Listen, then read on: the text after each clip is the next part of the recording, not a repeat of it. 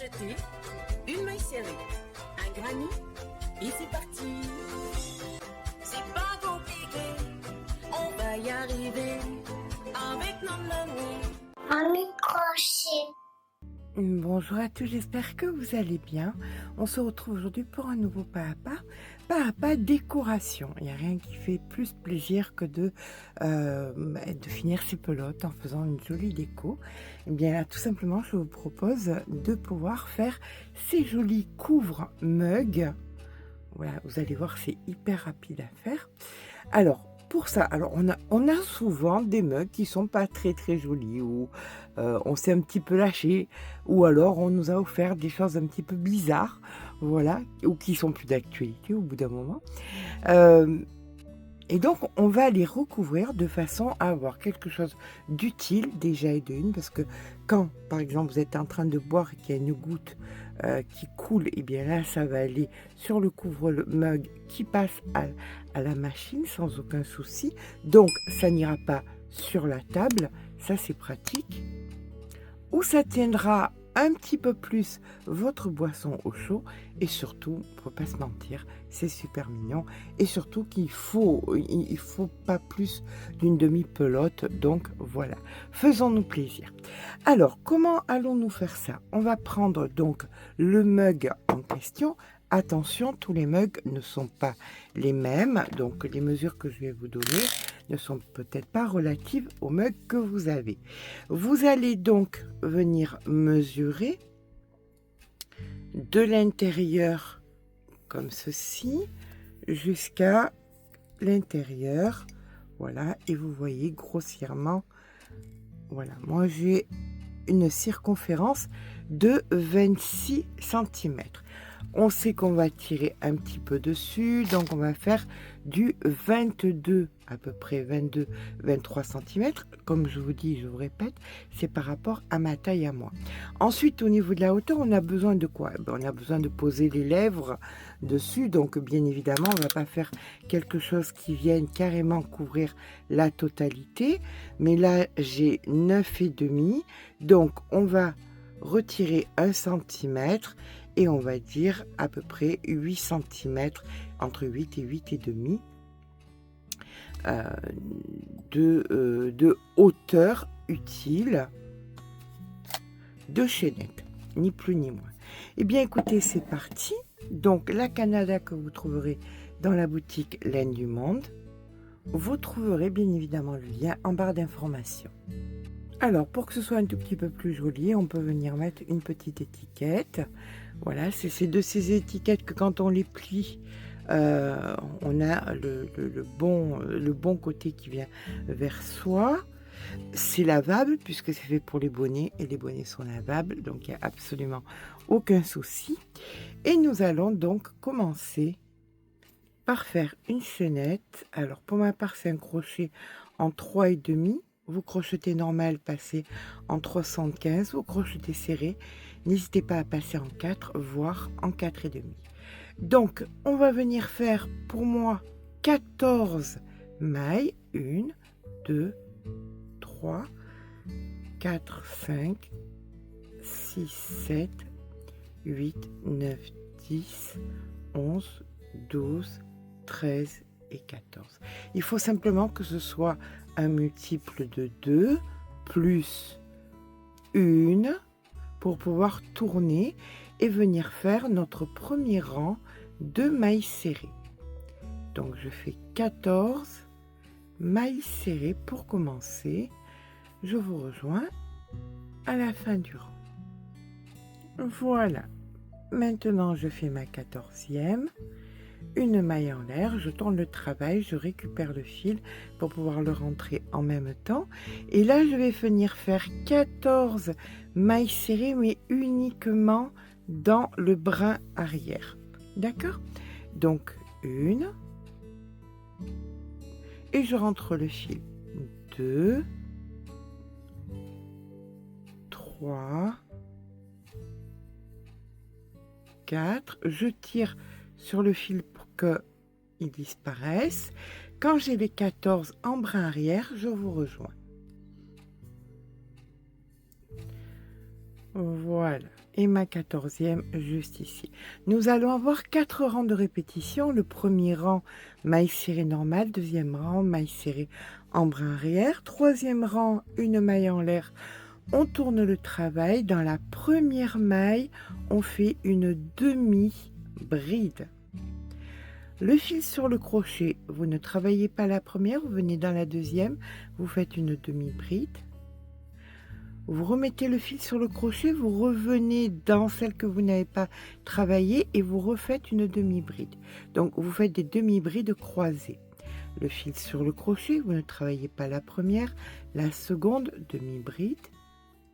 Vous ne travaillez pas celle d'après, mais vous revenez là où vous n'avez pas travaillé et vous faites une demi-bride. Vous refaites un croisillon. Et ça, vous allez le faire donc jusqu'à quasi la fin du rang, puisqu'en fin de rang, il vous restera une seule et unique maille qui sera une demi-bride. Ben, écoutez, nous y sommes déjà, ça va assez vite. C'est quelque chose qui monte très très vite, donc c'est très plaisant à faire. Déjà d'une, on se débarrasse de nos pelotes qu'on n'utilise pas. Et puis ensuite, alors voilà notre 14e. Nous avons donc, alors pour ma part, j'ai 1, 2, 3, 4, 5, 6 croisillons, une demi-bride devant, une demi-bride derrière. Je suis au rang numéro 3 de mon rang de répétition. Je viens faire une maille en l'air, je tourne le travail. Dans la première ici, je fais une maille serrée. Là, ça va être dans les espaces. Dans l'espace ici, je fais une maille serrée. Puis, le fil sur le crochet, je viens dans le premier espace ici et je vais faire 3 jetés. 1, 2, 3. Un jeté. Et je recommence. Dans l'espace d'après, je fais une maille serrée, le fil sur le crochet, je viens dans l'espace ici et je refais 1, 2, 3 jetés. Tout à l'heure, j'avais 6 croisillons, il va me falloir 6 boulettes. Maille serrée, 1, 2, 3, une maille serrée, 1, 2, 3, un jeté, une maille serrée, vous voyez ça va assez vite, 1, 2, 3, un jeté. Je viens ici dans le dernier, je fais ma maille serrée et là je fais ma boulette. 1, 2, 3, un jeté et dans la dernière ici, je viens faire ma maille serrée. Et voilà, nous avons terminé nos 4 rangs de répétition. Maintenant, on recommence. Une maille en l'air, on tourne le travail. Et là, on revient faire nos... Alors, pour moi, vous, ça sera selon votre main. Moi, je viens faire mes 14. 1, 2, 3, 4, 5, 6, 7, 8, 9, 10, 11, 12, ici la 13e et la 14e, elle est juste ici. Une maille en l'air, je tourne le travail, je recommence tout simplement tout ce que j'ai fait en bas, c'est-à-dire que là je vais faire en brin arrière, puis les demi-brides en croisillon, puis les boulettes, et etc., etc., jusqu'à ce que j'obtienne à peu près 22 cm, ce dont j'ai besoin pour ma tasse. Je vous rejoins quand c'est fait. Voilà, maintenant que j'ai mes 22 cm, je vais venir faire la tâche.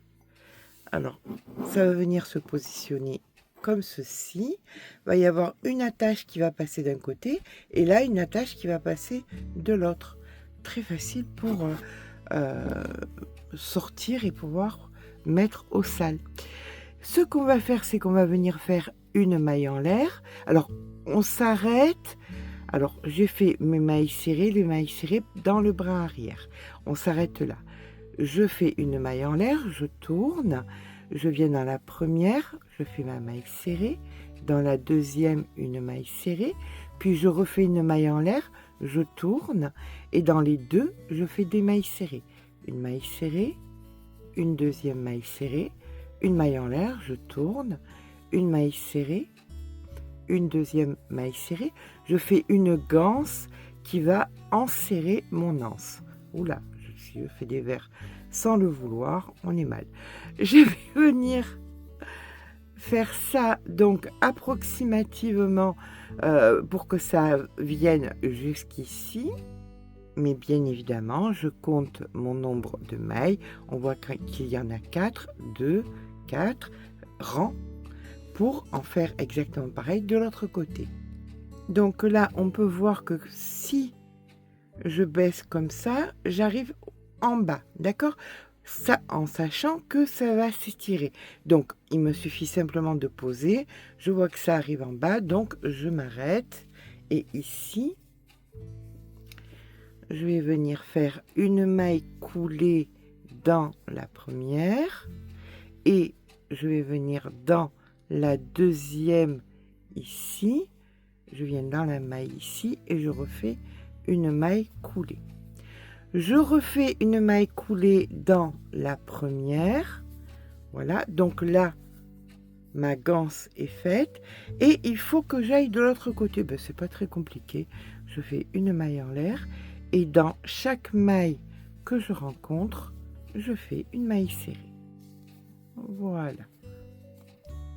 On sait que nous avions des lots de 4 mailles. Donc, on fait chaque fois en sorte de les refaire. On avait 4 rangs de répétition, donc on fait des lots de 4 mailles. Donc 1, 2, et là les 2 mailles serrées, 3 et 4. Et on recommence. 1, 2, et les 2 mailles serrées, 3 et 4. Et on fait ça donc jusqu'au bout. Voilà, donc 3 et 4. Une fois que je suis ici, je viens dans la première et je fais une maille coulée. Et je fais comme tout à l'heure, une maille en l'air, une maille serrée ici, une maille serrée à côté, une maille en l'air, je tourne et je fais le même nombre de rangs que j'ai fait sur ma ganse tout à l'heure. Je vous rejoins quand on a le même nombre de rangs.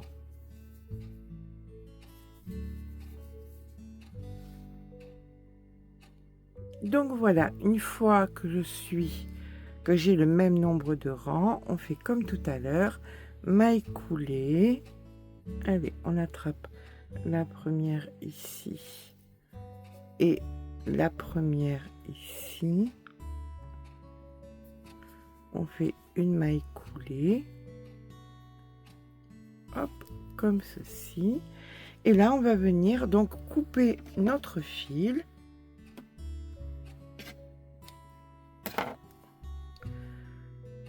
On vient faire un nœud. Vous récupérez une aiguille à laine. Il vous suffit maintenant de venir rentrer le fil de multiples fois puisque nous allons le passer à la machine et qu'on espère que ça va durer longtemps. Généralement, ce genre de fil, il n'y a aucun souci, ça dure. Voilà, vous venez rentrer le fil de multiples fois et nous allons venir ensuite, donc on coupe, vous prenez votre tasse, vous mettez votre ganse, vous enserrez, hop, votre tasse et là, vous récupérez de l'autre côté et la ganse va venir se positionner ici. Voilà. Et vous avez la bonne taille pour que on puisse mettre la bouche et pour pouvoir tenir comme ceci notre couvre-mug. Il reste plus qu'à venir mettre entre deux tresses ici l'étiquette. Donc je vous laisse faire. Et voilà donc notre jolie tasse de prête qui va pouvoir aller avec les autres. Et puis bon, il y a tellement de couleurs dans cette gamme que alors déjà d'une, si vous n'avez pas les fils, n'hésitez pas à en prendre parce que il y a beaucoup d'ouvrages qui arrivent avec, donc vous aurez toujours une demi-pelote qui va traîner à droite à gauche. Ça vous permettra de faire cette jolie décoration et puis si vous en avez, vous pouvez aussi les faire toutes de la même couleur. Moi, j'ai bien aimé les faire de couleurs différentes. J'espère que ce petit pas à pas vous aura plu. Si c'est le cas, n'hésitez pas à mettre un petit pouce en l'air. Ça fait toujours plaisir. N'hésitez pas à vous abonner. Sur ce, je vous fais de gros bisous et je vous dis à très vite pour un nouveau tuto.